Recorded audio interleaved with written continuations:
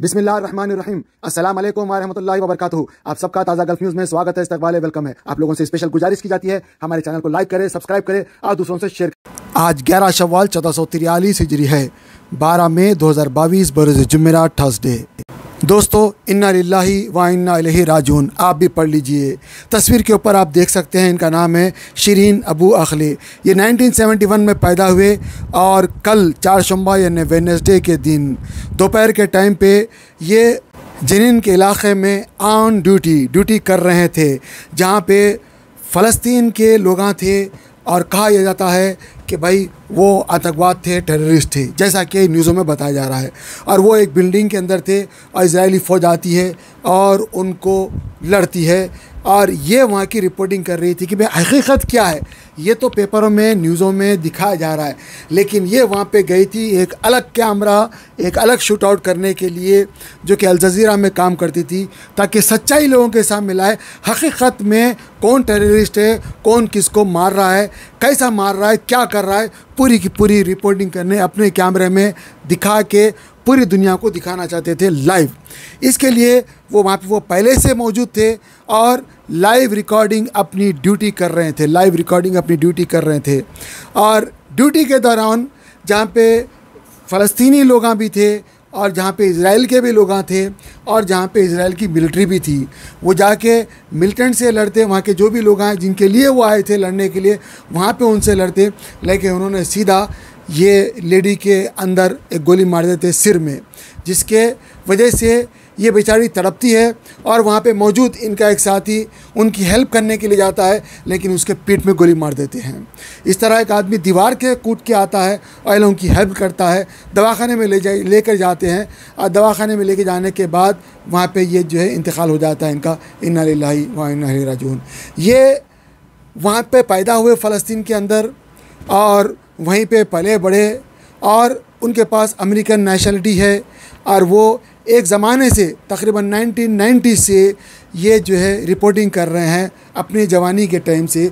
और ये 52 साल की उम्र थी कल इनकी, और रिपोर्टिंग के दौरान इनको सीधा सर पे गोली मार दी जाती है, जबकि टेररिस्टों को गोली मारना चाहिए था। बकौल उनके इजराइल के मुताबिक वो टेररिस्टों को मारने आए थे, तो टेररिस्टों से लड़ते। ये तो वहाँ पे इजराइल क्या काम कर रहा और फ़लस्तीनी क्या काम कर रहे हैं और कौन टेररिस्ट है क्या है, उनकी रिपोर्टिंग पूरी दुनिया को दिखाने जाते हैं बकौल टीवी चैनलों के जो भी है। लेकिन इन्हें गोली मार दी जाती है और इनके साथी को पीठ में गोली मार दी जाती है। ये कहाँ का इंसाफ है? कहाँ है फ्रीडम ऑफ एक्सप्रेशन? कहाँ है वो फ्रीडम जो लोगों को दिखाया जाता है, जो लोगों को बताया जाता है, लोगों से कहा जाता है?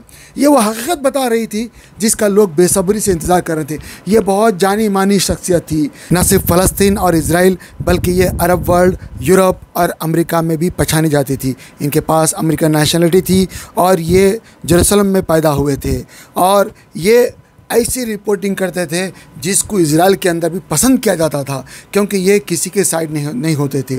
ये बस पर्दे के ऊपर सच को दिखाते थे अपने कैमरे के ज़रिए से। इतना हुनरमंद और इतना टैलेंट, इतनी दिलेरी और इतनी बेबाकी से इस तरह ये जो है अपना फरीज़ा अदा करते थे कि कोई इनके काम में दखल अंदाज़ी नहीं करता था। लेकिन आज जब जो इजरायली फ़ौज वाले आए थे मिलिटेंट्स को मारने के लिए, वो मिलिटेंट्स को छोड़ के इनके ऊपर गोली मारते हैं, इनके सर में गोली मारते हैं। आपने देखा कि किस तरह स्लो मोशन में, मैंने आपको बताया कि किस तरह इनके गोली लगती है और ये गिर जाती है और बेचारी तड़प तड़प के मर जाती है। बहरहाल ये तो इनकी एक कहानी थी, लेकिन ऐसे कई कहानियाँ इससे पहले भी गुजर चुके थे।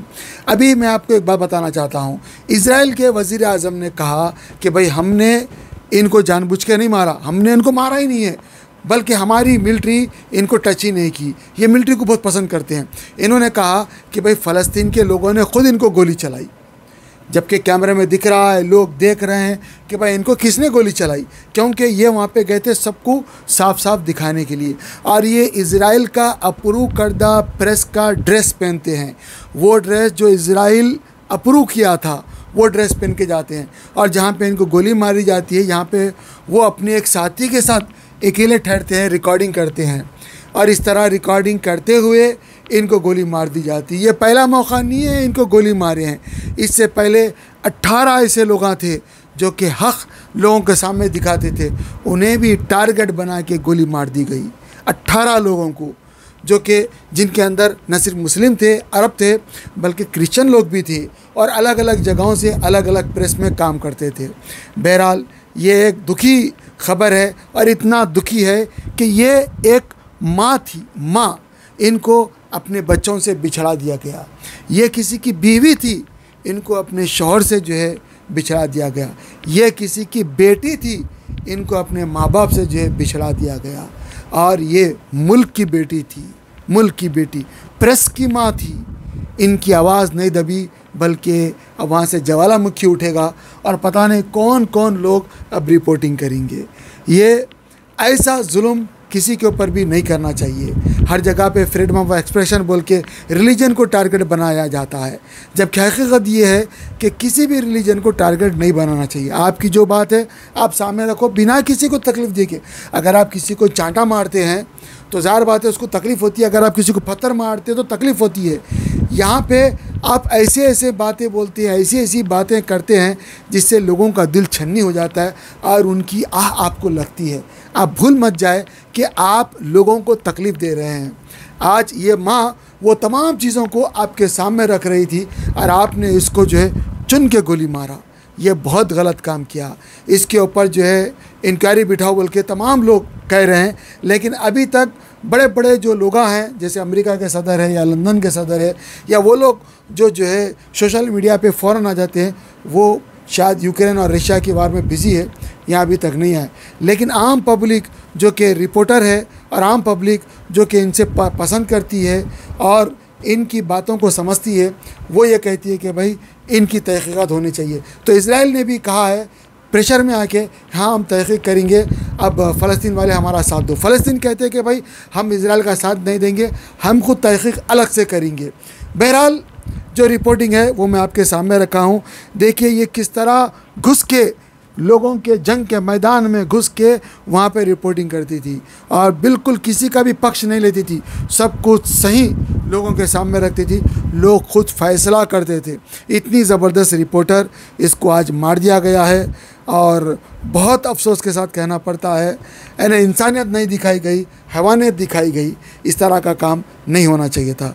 बहरहाल हम अल्लाह से दुआ करते हैं कि अल्लाह ताला इनकी मग़फ़िरत करे, इनकी बख्शिश करे और इनके ख़बर को नूर से भरे, इनके घर वालों को सब्र जमील अता फ़रमाए और जहाँ पे सानिया हुआ है वहाँ पे भी अल्लाह ताला सब लोगों को हिदायत दे और तमाम इंसानियत को, इज़राइल को भी, फ़लस्तीन को भी और तमाम आलम के इंसानियत को भी, जिसमें मैं भी हूँ, आप भी है, सब लोग हैं, अल्लाह ताला ज़रूर हिदायत दे। क्योंकि मैं कहता हूँ कि भाई जिस किसी को भी हिदायत मिलती है वो सीधे रास्ते पर रहता है। जब सीधे रास्ते पर रहता है तो सीधी बात सोचता है, ऊपर वाले से डर के बात सोचता है। बहुत ज़रूरी है हम सबको सीधे रास्ते पर रहना चाहिए। आप लोगों का क्या कहना है ज़रूर आप लोग कमेंट कीजिए और दुनिया वालों को बताइए कि एक माँ क्या होती है। एक माँ को बच्चों से जुदा कर दिया गया, एक ऐसी प्रेस रिपोर्टर को जो कि हक़ सामने रखती थी। आप लोगों की दिल की बात दिल से रखिएगा। अस्सलामु अलैकुम वरहमतुल्लाहि वबरकातुहू। कुरान पाक को तजवीद से पढ़ने की अहमियत। कुरान पाक को तजवीद से पढ़ने की अहमियत यह है कि कुरान करीम अल्लाह अज़्ज़ा वजल का कलाम है। उसके हुकूक़ में एक अहम तरीन और अव्वलीन हक़ यह है कि सेहत अल्फाजी ज़रूरी क़वाइद तजवीद की रियायत करते हुए उसकी तिलावत की जाए। कुरान में अल्लाह अज़्ज़ा वजल का इरशाद है, वरत्तलनाहु तरतीला, हमने उसे तरतील के साथ नाजिल किया है। इससे वाज़ेह है और तरतील ही के साथ पढ़ने का हुक्म भी फरमाया है। चुनांचे दूसरी जगह इरशाद है, वरत्तिलिल कुरआन तरतीला, और कुरान की तिलावत इत्मीनान से साफ साफ किया करो। तरतील की तफसीर हज़रत अली कर्रमल्लाहु वजहू के इरशाद के मुताबिक हुरूफ को तजवीद के साथ पढ़ना और वक्फ़ों की मारिफत है तो तरतील से कुरान करीम पढ़ा जाएगा, तभी उसकी तिलावत का हक़ अदा होगा। और ऐसे ही तिलावत पर हसनात और इनामात खुदावंदी का वादा है। लेकिन अगर तिलावत तजवीद की रियायत के साथ नहीं बल्कि उसके खिलाफ है तो उससे तिलावत का हक़ अदा नहीं हो सकता। हदीस पाक के अंदर यूँ आता है, ज़य्यिनुल कुरआन बिअस्वातिकुम, तर्जमा, अपनी आवाज़ से कुरान को मुज़य्यन करो। वहस्सिनुल कुरान बिअस्वातिकुम फ़इन्नस्सौतल हसन यज़ीदुल कुरान हुस्नन। अच्छी आवाज़ से कुरान को पढ़ो क्योंकि अच्छी आवाज़ कुरान करीम के हुस्न को बढ़ा देती है। अऊज़ु बिल्लाहि मिनश शैतानिर रजीम। बिस्मिल्लाहिर रहमानिर रहीम। इन्ना नहनु नज़्ज़लना ज़िक्र व इन्ना लहू लहाफ़िज़ून। वक़ाल फ़ी मौज़िइन आख़र वलक़द यस्सरनल क़ुरआन लिज़्ज़िक्रि फ़हल मिन मुद्दकिर। इक़रउल क़ुरआन बिलुहूनिल अरबि व अस्वातिहा। कुरान करीम को अरबी लहजे में पढ़ो। मुहक्किकीन उलमा ने तसरीह फरमाई है कि बगैर तजवीद कुरान पढ़ने वाला मुस्तहिक़ सवाब नहीं। तो कुरान शरीफ को सीख के पढ़ना हर मुसलमान के ऊपर फ़र्ज़ है। इसको सीखना खबर में जाने तक अगर टाइम मिले तो ज़रूर सीखना चाहिए, क्योंकि अल्लाह का कलाम है। अल्लाह ताला बंदों से फरमा रहा है, लिहाजा क्या अल्लाह ताला फरमा रहा, ऐसा क्या है कुरान शरीफ में, हमको सोच समझ के देख के पढ़ना और पढ़ने के साथ साथ हमको उसके ऊपर प्रैक्टिस करना है, तब हम सही जाके मुसलमान बन सकते हैं। वरना हम खाली पीली के जो है खाली नाम के मुसलमान रहेंगे और कुरान शरीफ में क्या लिखा हुआ है, अल्लाह हमसे क्या फरमा रहा, कभी हमको पता नहीं चलेगा। आप जब पढ़ेंगे समझेंगे तो आपको एक मजा आएगा। और एक अजीब बात यह है कि जो आदमी जितनी मोहब्बत से पढ़ता है उसको अल्लाह ताला उतने खजाने खोल के दिखा देता है, उतना विजन उसको नसीब होता है। बहुत सारे लोग गरीब रहते हैं लेकिन जब कुरान शरीफ पढ़ते हैं तो अल्लाह ताला उन्हें अमीर कर देता है। बहुत सारे लोग परेशान होते हैं, कुरान शरीफ जब पढ़ते हैं तो अल्लाह उनकी परेशानियां दूर कर देता है। बहुत सारे लोगों का अजाब कुरान शरीफ पढ़ने की वजह से खत्म होता है। आप लोगों से गुजारिश की जाती है, यहाँ पे जो दिखाए गए नंबर्स के ऊपर इनको कॉन्टैक्ट करें, चाहे आप इंडिया में हो या पाकिस्तान में हो या सऊदी में हो या यूके में हो या यूएसए में हो या गल्फ में कहीं भी हो, किसी दुनिया के किसी भी खिते में हो। आप लोगों से गुजारिश की जाती है कि आप लोग भी अगर पढ़ाना चाह रहे हैं तो मुझे नंबर दे, मैं अपने चैनल के ऊपर फ्री ऑफ कॉस्ट प्रचार करता हूँ। दूसरी बात, अगर कोई पढ़ना चाहता है तो याद रखिए, अगर आप इंडिया के हैं तो इंडिया का नंबर है, पाकिस्तान के है तो पाकिस्तान का नंबर है, यूके के है तो यूके का नंबर है, गल्फ के है तो गल्फ का नंबर है। किसी से ही पढ़ ले, पर्देदार ख़वातीन भी पढ़ा रही है, मर्द हज़रात भी पढ़ा रहे हैं। आपको पढ़ना है, आप हो या मैं हो, ज़रूर पढ़ना चाहिए, वरना बहुत बड़ी गलती हो जाएगी। अल्हम्दुलिल्लाह रब्बिल आलमीन, सारी तारीफ अल्लाह के लिए, लेकिन अगर आप गलती पढ़ देंगे तो सारी तौर पर अल्लाह के लिए हो जाएगी। तो मेरे को माफ़ करे और मेरे लिए भी दुआ करे, अपने लिए भी दुआ करे। अल्लाह सबको हिदायत दे, आप ऐसे मोहब्बत दे और कुरान शरीफ से इश्क दे, सिखा, समझा, पढ़ा और अमल करा। आमीन।